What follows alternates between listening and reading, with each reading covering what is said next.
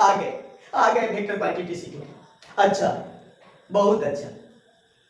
मैं जानता हूं तुम लोग 2 मिनट मेरा वीडियो देखोगे, फिर चलो जाओगे यूट्यूब पे शॉर्ट्स देखोगे, फेसबुक पे रील्स देखोगे, अच्छा करके सो जाओगे। अच्छा है, बहुत अच्छा है।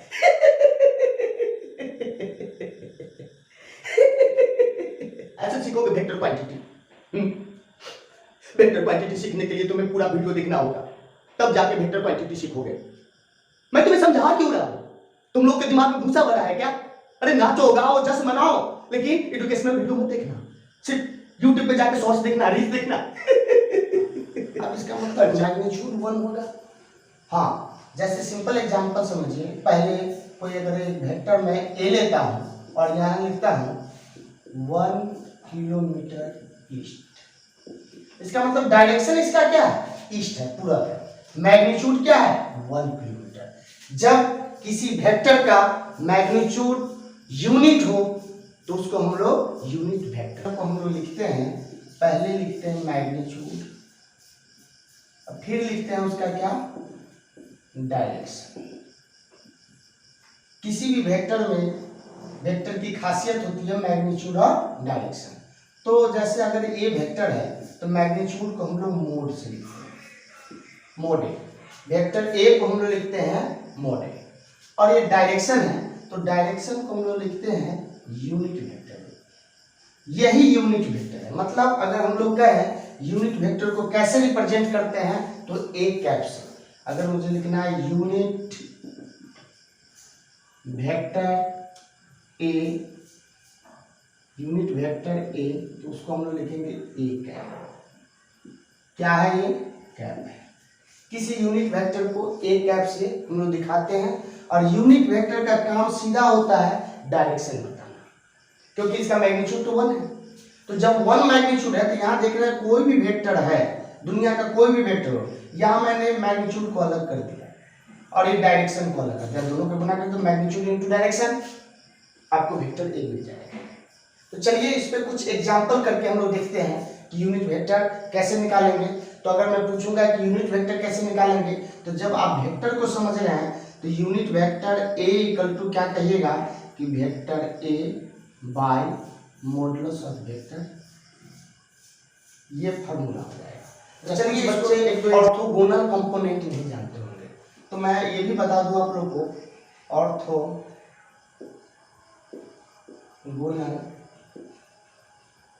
कंपोनेंट। ये ऑर्थोगोनल कंपोनेंट क्या होता है? जैसे ये एक्स एक्सिस है, ये वाई एक्सिस है, और इसको मैंने मान लिया जेड एक्सिस। ये तीनों आपस में परपेंडिकुलर होंगे, ये तीनों आपस में क्या होंगे? परपेंडिकुलर। तो कोई बंदा अगर एक्स पे 3 किलोमीटर चला तो मैं तो ये यहाँ ओ से जो यहाँ की दूरी होगी उसको तो लिखूंगा 3। फिर ये मुझे कैसे पता चलेगा कि ये 3 किलोमीटर एक्स पे ही चला? तो इसके लिए हम लोगों ने एक ढूंढ रखा आई। अगर 3i बोल दिया तो इसका मतलब है 3 किलोमीटर कहाँ चला है? एक्स एक्सिस पे। इसी प्रकार अगर कोई चला 4 किलोमीटर कहाँ? वाई एक्सिस पे। तो ये कैसे पता चला कि वाई एक्सिस पे? तो यहां हम लोग डिनोट करते हैं इसको जे से, और यहां भी ले लेता हूं, अगर फिर से अगर ले लूं 4, तो यहां पे क्या लिखना पड़ेगा? के। तो आपको ये समझना है आई जे के क्या बताता है? तो डायरेक्शन किसका? तो आई बताएगा एक्स एक्सिस का डायरेक्शन, आई बताएगा एक्स एक्सिस का डायरेक्शन, जे बताएगा वाई एक्सिस के, और के बताएगा जेड एक्सिस का डायरेक्शन। तो हम लोग कह सकते हैं और आई जे के इसका मैग्नीट्यूड 1 होता है। तो ये भी आप कह सकते हैं I J and K are unit vectors of X axis, Y axis and Z axis respectively. मतलब आई जे के क्या है, इसीलिए मैं इस पे कैप लगाता हूं। तो ये आई जे के क्या है? तो आई जे के भी यूनिट वेक्टर है। किसका? तो तो आई है एक्स एक्सिस का, जे है वाई एक्सिस का, के है जेड एक्सिस का। तीन चीजों को ध्यान रखिए। तो अब मैं देखता हूं कि किसी वेक्टर को अगर रिप्रेजेंट करना है, जैसे यहाँ पे अगर मैं कोई ए वेक्टर लूं और इसको रिप्रेजेंट कैसे करूंगा, 3i, फिर लिख दूं 4j, फिर लिख दूं 4k। तो जैसे मैं ऐसा लिखा देखता हूं कि वेक्टर ए इक्वल टू क्या है, 3i मतलब 3 है, ये 3 यूनिट कहां पे, एक्स एक्सिस पे। कैसे पता चला, आई को देख के। 4 यूनिट कहां पे, तो वाई एक्सिस पे। कैसे पता चला, जे को देख के, जे बता रहा वाई एक्सिस। फिर ये 4 यूनिट कहां, तो जेड एक्सिस पे। कौन बताया, एक के से पता चला। तो अब बताइए, X axis, Y axis, Z axis को पहचानने के लिए हम लोग क्या यूज करते हैं, आई जे के, और इसी को हम लोग क्या बोलते हैं, ऑर्थोगोनल कंपोनेंट। तो किसी वेक्टर को हम लोग ऐसे लिख सकते हैं, इसमें X axis, Y axis, Z axis तीनों कंबाइंड है। अब इसकी मैग्नीट्यूड की बात करें तो इसका मैग्नीट्यूड होता है, इसका मैग्नीट्यूड मोड द्वारा लिखा जाता है। इसको हम लोग बोलते हैं मॉडुलस ऑफ वेक्टर ए, या कुछ लोग ऐसे भी कह सकते हैं मोड ऑफ वेक्टर ए, या इसको मोड को, मॉडुलस को, मैग्नीट्यूड को, इसको मैग्नीट्यूड ऑफ वेक्टर ए। इसको लिखने का एक और तरीका है कि मोड भी हटा दो, तीर भी हटा दो। किसी वेक्टर की पहचान किससे होती है, उसके ऊपर तीर से। किसी वेक्टर की पहचान होती है उसके ऊपर तीर से, और जब तीर हटा लिया तो इसका मतलब है सिर्फ ये मैग्नीट्यूड है, ये सिर्फ 5 यूनिट, 10 यूनिट, 15 यूनिट होगा, इसका डायरेक्शन खत्म हो गया।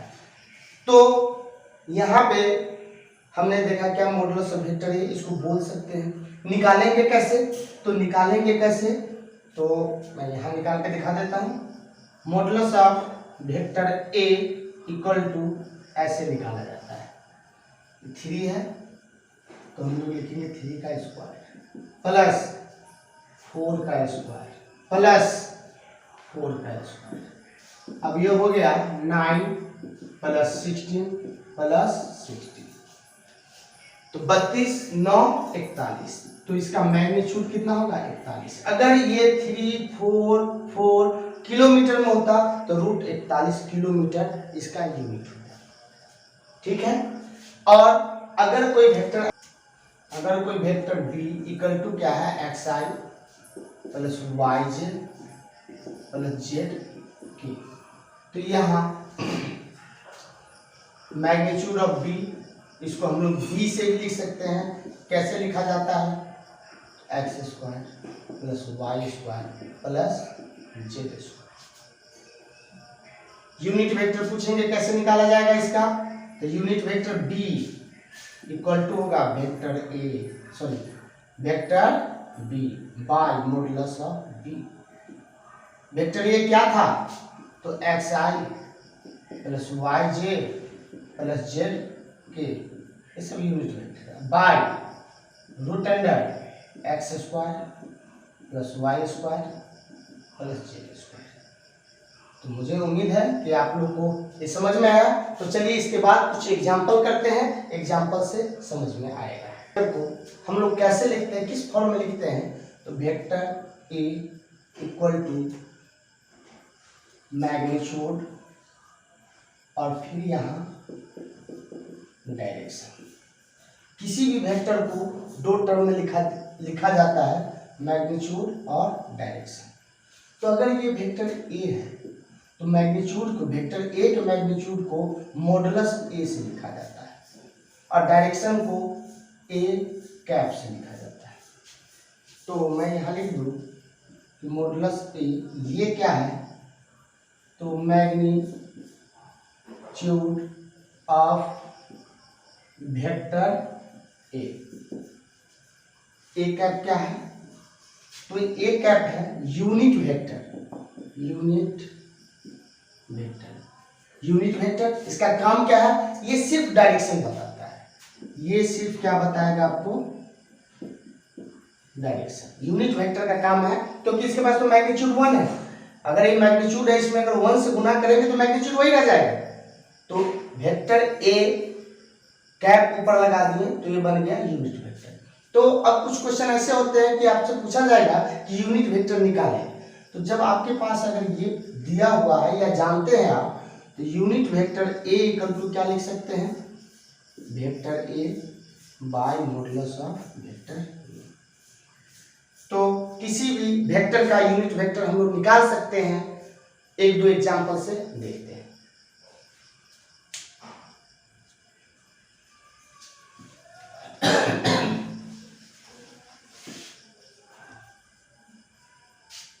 तो चलिए सबसे पहले एक एग्जांपल लेते हैं। अगर वेक्टर ए इक्वल टू है आई जे के, आई जे के, इसका मैं बोल रहा हूं कि यूनिट वेक्टर निकालिए। तो यूनिट वेक्टर इक्वल टू आप लिखिएगा यूनिट वेक्टर ए कैप से क्या दिखाता है, यूनिट वेक्टर। तो unit vector A equal to क्या लिखिएगा, vector A by modulus of A.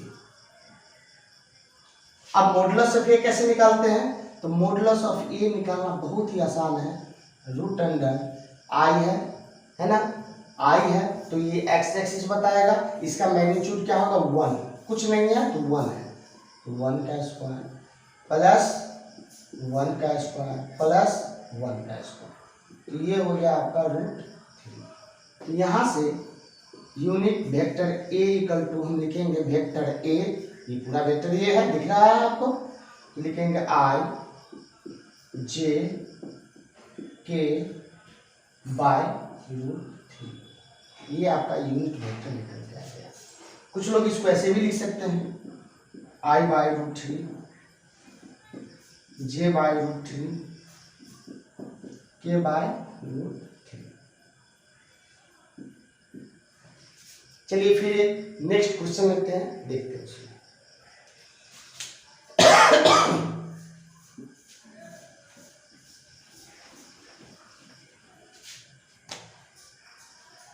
अब मैं दूसरा क्वेश्चन ले रहा हूं। दूसरा क्वेश्चन है vector B equal to 2i minus J plus 2k। अब इसका क्या निकालना है, यूनिट वेक्टर। तो यूनिट वेक्टर बी का यूनिट वेक्टर निकालना है, तो पहले लिखेंगे कैसे, बी कैप। यूनिट वेक्टर को कैसे डिनोट करते हैं, कैप से। वेक्टर को कैसे डिनोट करते हैं, तो एरो से, बाय मॉडुलस ऑफ बी। देख रहे बार बार वही फॉर्मूला आ रहा है, ये मैग्नीट्यूड है। तो सबसे पहले यूनिट वेक्टर निकालने के लिए आपको क्या निकालना पड़ेगा, बी का मैग्नीट्यूड।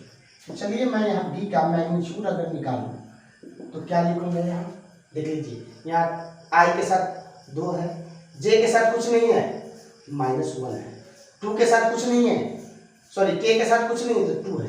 तो यहाँ इसका मैग्नीट्यूड होता है 2 का स्क्वायर, यहाँ -1 का स्क्वायर कीजिएगा तो माइनस माइनस तो प्लस होगा, तो मैं माइनस क्यों लूँ, मैं सीधा लूंगा 1 का स्क्वायर।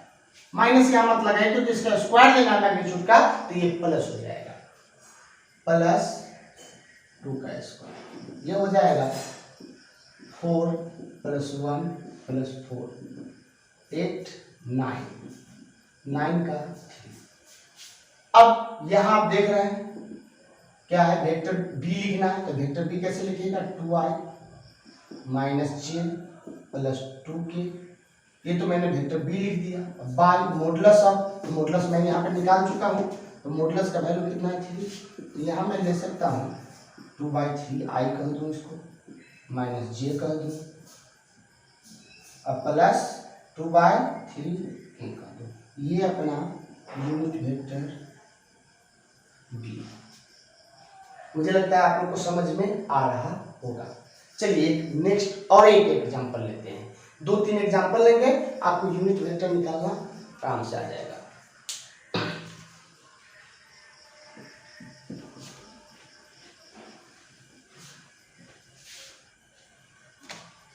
अब मैं कोई वेक्टर ऐसा लेता हूँ, सी वेक्टर लेता हूँ, इस बार थोड़ा अच्छा लगेगा। C vector.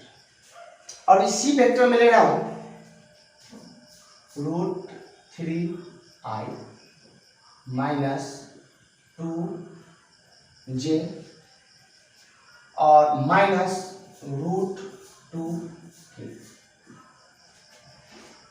C equal to क्या, √3i माइनस 2j और माइनस 3k। अब देखिए यहाँ सबसे पहले मैं मॉडुलस ऑफ सी निकालूं। अच्छा एक बात और बता दूं, मॉडुलस ऑफ सी का मतलब होता है मैग्नीट्यूड ऑफ वेक्टर सी। इसका मतलब होता है मैग्नीट्यूड ऑफ वेक्टर सी। इसको मॉडुलस में नहीं लिखे, अगर ऐसे भी लिख दे, देखिए तीर हटा दिया, मैंने सिर्फ सी के फॉर्म में लिखा, ये भी हमारा मैग्नीट्यूड ही बताएगा। तो या तो मॉडुलस में एरो के साथ देना है तो मॉडुलस में लिखिए, नहीं तो तीर हटा दीजिए, ये भी मैग्नीट्यूड ही बताएगा। तो इसको क्या लिखेंगे, रूट अंडर √3 का स्क्वायर करेंगे तो 3 हो जाएगा, यानी कि -2 का स्क्वायर कीजिएगा तो 4 हो जाएगा, फिर यहाँ √2 का स्क्वायर कीजिएगा तो 2 हो जाएगा। तो कितना हो गया, 6 3 9 √9। और इसको हम लिखेंगे क्या, 3। जब ये 3 लिख लिए, अब हमको लिखना है यूनिट वेक्टर। यूनिट वेक्टर को कैसे डिनोट करते हैं, कैप से। यूनिट वेक्टर को कैसे, कैप से, टोपा। अब लिखेंगे vector C by modulus of C. तो वेक्टर सी का वैल्यू जो दिया हुआ वैसे उतार देना, √3i minus 2j minus 2k अब बाय